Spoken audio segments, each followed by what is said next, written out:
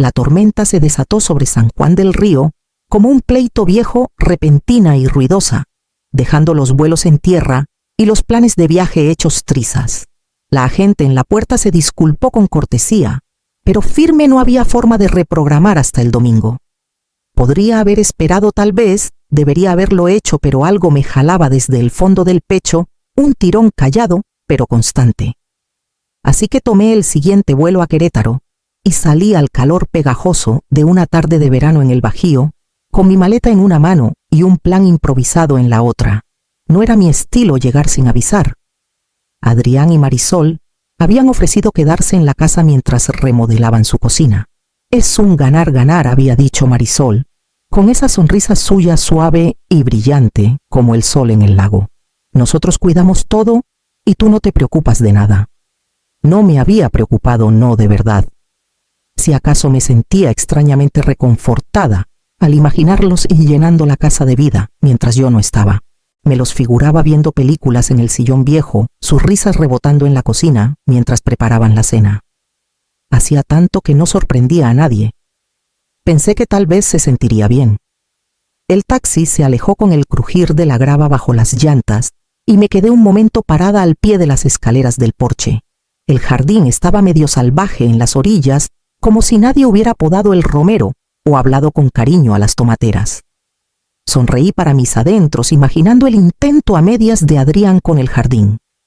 Subí al porche y al buscar la llave de repuesto bajo la maceta de helecho, algo se me atoró en la garganta a voces. Me quedé helada. La ventana de la cocina sobre el fregadero estaba entreabierta, la cortina de encaje moviéndose con la brisa. La escuché clarito. Ya empecé a poner las gotas en su té, dijo Marisol. Su voz era ligera como si lo hubiera ensayado. Los síntomas deberían aparecer la próxima semana. Dentro del bolsillo de mi chamarra, mis dedos apretaron la llave como si pudiera anclarme al porche. No me di la vuelta. No corrí. Ni siquiera dudé. En cambio, enderecé la espalda, respiré hondo y empujé la puerta como si fuera un viernes cualquiera. El chirrido familiar me recibió como siempre y entré con la naturalidad de quien pertenece a ese lugar porque así era. «Sorpresa», dije, dejando que mi voz tuviera justo el calor necesario para suavizar las palabras. «Cancelaron mi vuelo». Marisol se giró desde la isla de la cocina con una sonrisa que se estiró de más los ojos, demasiado alerta para alguien que solo estaba preparando la cena. «Valeria, no te esperábamos hasta el domingo». Adrián estaba junto al refrigerador con la mano apoyada en el borde de un gabinete, como si no supiera si cerrarlo o meterse dentro. Su boca se movió antes de que saliera sonido. «Sí, el clima se puso feo, ¿verdad?». Dejé caer las llaves en el tazón de cerámica junto a la puerta. Rodé mi maleta con cuidado sobre el piso de madera y observé la escena como si nada hubiera cambiado bajo mis pies. Siempre son los vuelos de conexión los que te traicionan. Marisol se acercó con los brazos abiertos. Su abrazo fue suave, pero un pelín demasiado firme. Olía a cítricos y algo vagamente medicinal. Debes estar agotada. Tengo leche calentándose en la estufa, es herbal relajante. Te vendrá bien después de tanto ajetreo. Asentí y la seguí a la cocina, fingiendo no notar los ojos de Adrián siguiéndome como si temiera que explotara. Me dio la taza el calor traspasando mis dedos. La levanté despacio, di un sorbo pequeño. Había un sabor no fuerte, no evidente, pero algo que no encajaba. No era malo, solo estaba mal. Sonreí y dejé la taza en la mesa. «Gracias, querida. Es justo lo que necesitaba». Charlamos de cosas sin importancia. Marisol preguntó por el Congreso. Adrián apenas habló. Respondí despacio, dejando que mi voz se deslizara como si el viaje me hubiera dejado un poco aturdida. Ellos se relajaron un poquito. Más tarde, sola en mi cuarto, me senté al borde de la cama y miré la taza intacta en mi mano. Mañana empezaría a juntar pruebas. A la mañana siguiente dejé que la tetera silbara un poco de más antes de apagar la estufa. Me quedé parada en la cocina mirando el fregadero, como si no recordara qué iba a hacer. Marisol entró desde el pasillo aún en bata, con el cabello perfectamente arreglado a pesar de la hora. «¿Todo bien?», preguntó con ligereza pasando junto a mí, para alcanzar el gabinete sobre el microondas. Parpadeé, asentí y sonreí como si despertara de un sueño. Claro, solo necesitaba un momento. Mi cabeza anda lenta hoy. Me arrastré hacia el refrigerador, lo abrí y luego me alejé sin cerrarlo. Escuché cómo se cerró suavemente minutos después. Esa tarde la llamé Mira. No la miré al decirlo, solo dejé que el nombre equivocado flotara en el aire y fingí no darme cuenta. Estaba pidiendo la sal. Me la pasó sin corregirme, pero sentí los ojos de Adrián levantarse de su teléfono. Más tarde, mientras caminaba por el pasillo, escuché el murmullo suave de sus voces tras la puerta del cuarto. «¿Te llamó por otro nombre otra vez?», dijo Adrián, más bajo de lo que nunca lo había oído. «Está empeorando rápido. Dejó el refri abierto por 20 minutos», agregó Marisol, su voz calma, controlada. «Son 3 incidentes en 2 días. Esa noche, cuando la casa quedó en silencio y las luces se apagaron, me dirigí al viejo cuarto de costura en la parte trasera. El cajón se atascó como siempre, pero sabía cómo jalarlo con el ángulo justo. Debajo del forro de fieltro estaba una grabadora negra polvorienta pero intacta. Probé la batería, la reemplacé y la guardé en el bolsillo de mi cardigan. Más tarde me senté en el sillón junto a la ventana, con la grabadora escondida bajo el cojín, dejándola grabar mientras cerraba los ojos y respiraba en silencio.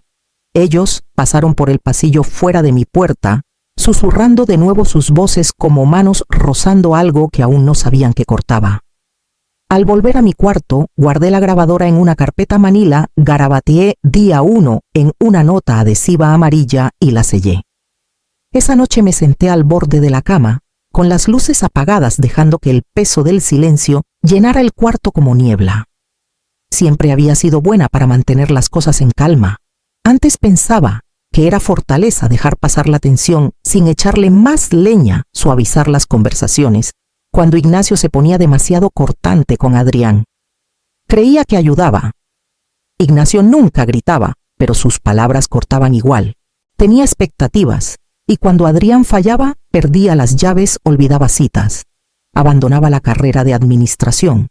Respondía con un silencio tan frío que quemaba. Vi a mi hijo encogerse en esos momentos, replegarse en sí mismo, mientras yo intentaba llenar el espacio entre ellos. Lo defendía cuando podía, ponía excusas cuando no, y esperaba que el amor, aunque no lo dijera, de alguna forma le llegara. Pero tal vez no fue así. Tal vez, al intentar mantener la paz, dejé que algo se rompiera sin darme cuenta. Cuando Ignacio enfermó, no hubo duda de quién manejaría la herencia a la casa, las decisiones. Una noche, con las manos temblando mientras firmaba los papeles del fideicomiso, me miró y dijo simplemente: «Tú eres la que no dejará que esto se desmorone». Tenía razón. No lo dejé desmoronarse. Pero nunca le pregunté a Adrián cómo se sentía ser el que nunca confiamos para sostener nada. Ahora me pregunto si ese vacío, el que creí estar cubriendo con bondad y pequeños gestos, dejó espacio para que algo más echara raíz. Resentimiento, amargura, la creencia silenciosa de que el poder era algo que se le debía, no que se ganaba. Me recosté en las almohadas mirando el ventilador del techo girar lento. Afuera de mi puerta el pasillo crujió. Mañana haría la primera llamada. Llamé a Clara desde el baño de visitas con el ventilador encendido y el grifo abierto a tope. Habían pasado años, pero su número seguía garabateado en la última página de mi vieja agenda, la de la cubierta de cuero agrietada, con la lista de compras de Ignacio aún metida en el bolsillo frontal. Contestó al segundo timbre su voz tan directa y sin rodeos como la recordaba. «Necesito que nos veamos», dije en voz baja. «Es por Adrián». No hizo preguntas, solo me dio el nombre de un restaurante a 30 minutos de Querétaro. «Trae todo», dijo. Y cuando digo todo, es todo. Esa tarde, esperé a que Marisol saliera a su clase de pilates y Adrián se encerrara en el sótano con su laptop. Me moví rápido por la cocina, enjuagué lo último del licuado de esa mañana que Marisol me había ofrecido y vertí lo que pude en una botella de pastillas vieja que había limpiado con agua hirviendo. La envolví en un calcetín, la metí en mi bolso y me dirigí al banco. La caja de seguridad Estaba justo donde Ignacio había dicho, en la segunda fila desde abajo, llave 207. Adentro estaban los documentos del fideicomiso revisados, fechados 6 meses antes de su muerte, y el poder notarial que nombraba a Laura Méndez, no a Adrián, como mi representante legal. Metí todo en una carpeta gruesa. Añadí el USB con las grabaciones y la botella envuelta en el calcetín. Clara ya estaba sentada cuando llegué con una carpeta y un bloc de notas amarillo frente a ella. No perdió tiempo en cortesías. Después de que le mostré los documentos, leyó en silencio su ceño frunciéndose más con cada página. Están armando un caso para una tutela, dije. Yo estoy armando uno para defenderme. Asintió lenta y segura. Bien, ahora vamos a darle más peso. Para el final de la reunión había trazado 3 pasos a seguir. Pidió 2 copias del poder médico y me dio un sobre sellado dirigido al archivo externo de su firma. Lo enviaría mañana. Cuando volví a casa, la luz del porche parpadeó una vez. Luego se estabilizó. Entré, dejé las llaves en el tazón y sonreí como si nada hubiera cambiado. La carpeta apareció en la mesa de la cocina una mañana sin anuncio. Estaba ahí junto a mi taza de té, como si siempre hubiera pertenecido. Adrián no se sentó. Se quedó de pie junto al mostrador con un café en la mano, su voz envuelta en ese tono demasiado casual que usa la gente cuando espera que no hagas muchas preguntas. Pensé que podíamos adelantarnos a un par de cosas, dijo. Nada urgente. Solo simplificar lo de la herencia. Lo miré, parpadeé una vez. Luego dejé que mi mirada vagara hacia la carpeta, como si no entendiera bien. Tocó la cubierta con un dedo y la deslizó 1 centímetro más cerca de mí. No tienes que firmar nada ahora. Solo échale un ojo. Podría facilitar las cosas más adelante. Asentí despacio, alcancé la carpeta y dejé que mis dedos se trabaran un poco de más con el cierre. No la abrí. No todavía. Murmuré algo sobre necesitar mis lentes y la llevé arriba con manos cuidadosas y la cabeza un poco inclinada. Tras la puerta cerrada de mi cuarto, puse la carpeta en la cama, saqué la grabadora del bolsillo de mi cardigan y la encendí. Mis manos temblaron lo justo para que pareciera real mientras narraba en voz baja lo que hacía por si el dispositivo lo captaba. Adentro había documentos perfectamente ordenados, todos impresos en la última semana. El primero era una petición de tutela. El segundo, un poder notarial permanente que nombraba a Adrián como agente. La firma de Marisol estaba en la línea de testigo, su caligrafía pulcra y practicada. Había una nota adhesiva con la letra de Adrián, conseguir la firma de mamá esta semana. El abogado lo necesita listo. Tomé fotos de cada página con mi celular. Luego metí los originales en un sobre marrón ya marcado para Clara. La grabadora siguió encendida hasta que volví a sellar la carpeta con papeles nuevos, recetas viejas que había impreso meses atrás. La devolví a la mesa de la cocina antes del almuerzo intacta. Adrián preguntó si había tenido chance de verla. Sonreí, negué con la cabeza y dije que se me había olvidado. Esa noche dejé los documentos reales guardados en mi joyero, el que ambos asumían estaba vacío. Esperé hasta que salieron a su caminata de la tarde, la que hacían todos los martes exactamente 28 minutos, por el sendero del parque tan predecible como la forma en que Marisol doblaba el trapo de cocina después de la cena. Me moví en silencio por la sala con la grabadora en el bolsillo de mi suéter y el sobre bajo el brazo. Ahora era grueso, lleno de declaraciones notariadas, sellos de tiempo o impresiones, y la cronología cuidadosamente escrita que Clara había preparado la semana pasada. Lo sellé de nuevo con una segunda tira de cinta y lo puse en la repisa de la chimenea un poco a la izquierda del centro donde llamara la atención, pero no despertara sospechas de inmediato. No parecía nada. Un sobre de correo esperando ser recogido, tal vez una carta para una amiga, pero dentro estaba el registro de cada paso que ellos habían dado y cada paso que yo había dado en respuesta. Al otro lado de la sala, el espejo del pasillo reflejaba mi movimiento sutil, firme, sin titubear. No lo había mirado directamente en días, tal vez semanas. Cuando lo hice ahora vi algo que no esperaba. No a una mujer desmoronándose, no a alguien siendo borrada, alguien observando, alguien escribiendo. La mujer en el espejo seguía sonriendo, seguía asintiendo en la cena, seguía preguntando con suavidad si ya se había tomado sus pastillas, pero sabía el peso de las pruebas en sus manos, y más aún, sabía que la historia ya no la escribía nadie más. La puerta principal crujió al abrirse. Pasos. Me giré, crucé la sala y lo recibí con calidez en la voz preguntando cómo se veía el sendero ahora que las hojas empezaban a caer. Marisol no miró la repisa. Adrián no me sostuvo la mirada mucho tiempo. Y ninguno de los dos notó lo que había cambiado.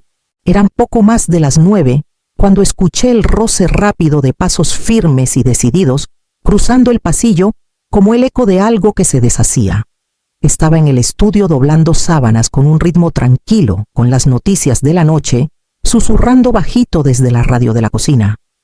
Marisol irrumpió en la habitación con la respiración agitada, una mano apretando un sobre roto. El sello estaba partido por la mitad. No me inmuté. Solo doblé el último trapo y lo puse en la pila. ¿Crees que esto nos asusta?, siseó con la voz tensa y temblando, no de miedo sino de furia. ¿Crees que unos papeles y grabaciones van a deshacer todo? Me giré despacio, dejando que mis ojos se encontraran con los suyos firmes y serenos. No dije en voz baja, pero clara. Pero les recuerda que yo también estoy mirando. Detrás de ella, Adrián se quedó en el umbral pálido y callado. Sus hombros estaban encorvados, las manos metidas en los bolsillos de sus jeans. Parecía más pequeño de lo que recordaba no solo en postura sino en presencia. Los labios de Marisol se curvaron en algo cercano a una mueca. Siempre ibas a jugar a la víctima. Adrián no dijo nada. No hasta que me giré hacia él. Te crié para ser mejor que esto, dije. Aunque no siempre supiera cómo demostrártelo. Me miró a los ojos por primera vez en días. Su voz se quebró baja y defensiva. Nunca nos ibas a dar nada. Ya habías tomado tu decisión. Respiré hondo, lento, como si lo sacara de algún lugar más profundo que mis pulmones. Te habría dado el mundo, dije, si hubieras sido alguien en quien pudiera confiar para cargarlo. El cuarto se quedó en silencio. Marisol abrió la boca pero no encontró qué decir. Los ojos de Adrián cayeron al suelo. Tomé la pila de sábanas y pasé junto a ellos no con desafío sino con claridad. No hacia la cocina sino al estudio. Todavía había cosas que necesitaba guardar antes de la mañana. Se fueron sin decir palabra, sin disculpas, sin enfrentamientos. Solo el sonido hueco de cajones, cerrándose closets, vaciándose, y el golpe suave de las llantas de las maletas rodando por el porche. Observé desde el descansillo, de arriba escondida tras el barandal, mientras Adrián cerraba la puerta por última vez. No encajó bien, nunca lo hacía. El silencio que siguió no fue cortante ni pesado. Fue suave, limpio, el tipo de silencio que llena un espacio cuando la farsa termina. Esa noche recorrí cada cuarto despacio, enderezando cojines, aireando la habitación de invitados, dejando que las ventanas respiraran. En el estudio abrí el cajón y saqué el paquete sellado por última vez.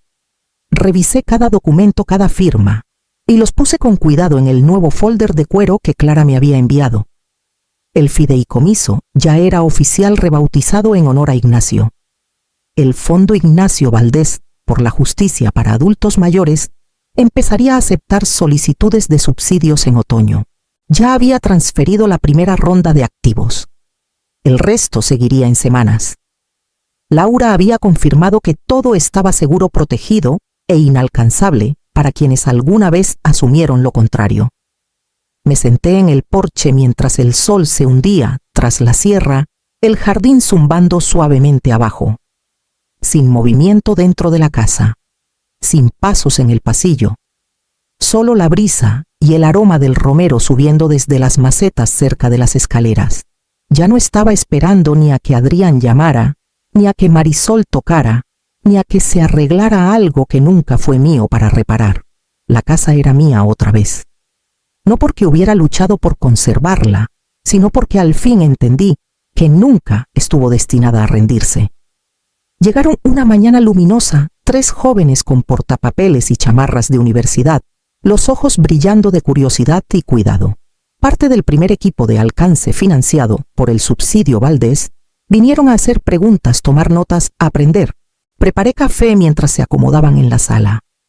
Hablamos primero de procesos, cómo funcionan las protecciones para adultos mayores, dónde suelen fallar y qué buscar cuando alguien empieza a desvanecerse en silencio. Pero cuando preguntaron cómo supe que algo andaba mal, las llevé a recorrer la casa. Les mostré el cajón de costura donde encontré la grabadora, el gabinete donde guardé los sobres, la repisa donde puse la primera advertencia.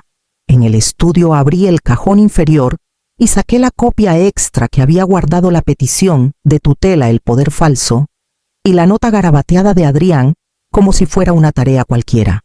Una de ellas preguntó si alguna vez pensé en deshacerme de todo eso. Dije que no. Me recordaba hasta dónde había llegado y cuán cerca estuve de ser silenciada. En el jardín señalé la maceta cerca del porche. Ahí enterré el USB durante la segunda semana, les dije. Rieron con suavidad, no burlándose, sino con el tipo de respeto reservado para quienes entienden que la supervivencia a veces empieza en secreto. Más tarde, mientras guardaban sus cosas y me agradecían, una se quedó un momento más. Fuiste valiente, dijo. Sonreí y negué con la cabeza. No respondí. Fui silenciosa. Hay una diferencia. Cuando la puerta se cerró tras ellas, volví al estudio. Abrí el folder, pasé los dedos por el borde del sobre viejo y susurré al cuarto. Pensó que jugaba ajedrez. Yo había dejado de jugar hace mucho.